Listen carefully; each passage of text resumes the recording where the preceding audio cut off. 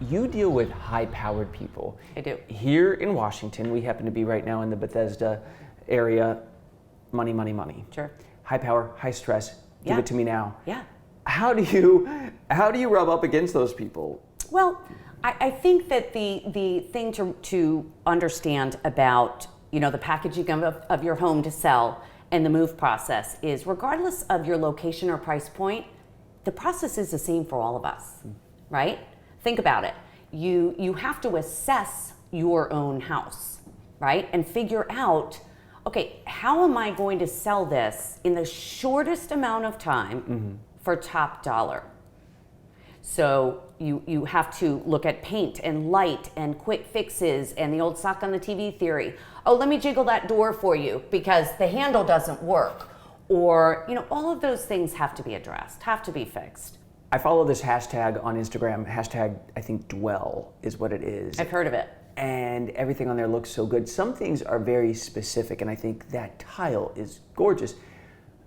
I like it online. If I walked into a home that was staged that way, it might be too particular. Sure. How do you walk that line? Sure. So it's easy because it's called a neutralization of your personal footprint. The reason you do it, okay, is to appeal in a larger sense to the largest cross-section of potential buyers for that property. You want to remove your personal stylized choices. All of those are very distracting. My job is to highlight, for instance, the light, the natural light. Overall, we've painted this white, as you see, so we're really getting to see the width and depth of the room in one quick glance. Yeah. When we look at furniture, we want only the basics. We're going to stay with what the normal, average, sophisticated Joe buyer is looking for, and they're typically looking for something they can relate to. It sounds like when you're describing it that a lot of this is in some ways a feature but also a placeholder, because they're thinking,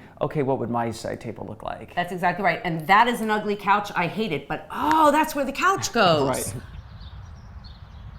Every garden needs to look good. Everyone's not going to have this garden, No. Caroline, but how can we optimize what we have? So the important thing, that's a really great question, because our homes that we're selling come in all shapes, sizes, with beautiful backyards, undeveloped backyards.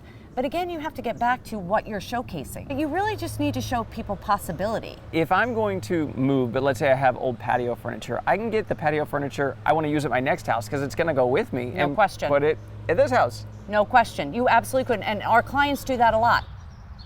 Can people without a ton of extra money, when they are wanting to sell, for a good price, can they use their own furniture to stage their home? Absolutely.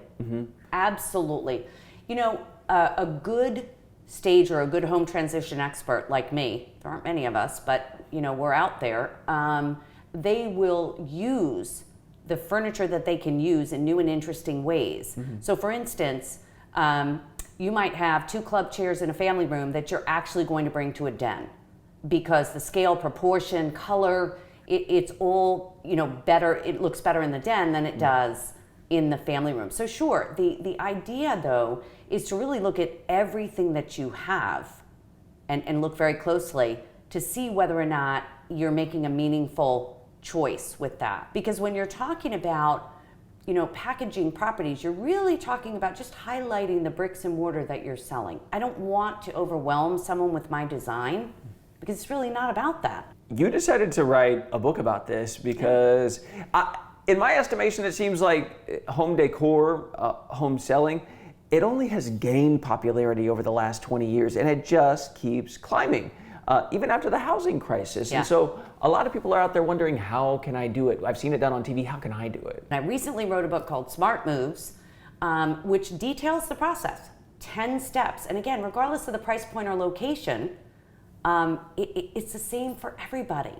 People typically think, ooh, I'm gonna sell my house first and then I'm gonna move, instead of combining them into one process, which is what they should be. Yes, they're 2 disparate industries, but you should be preparing your house to sell and packing for your move at the same time, instead of going back and doing it later.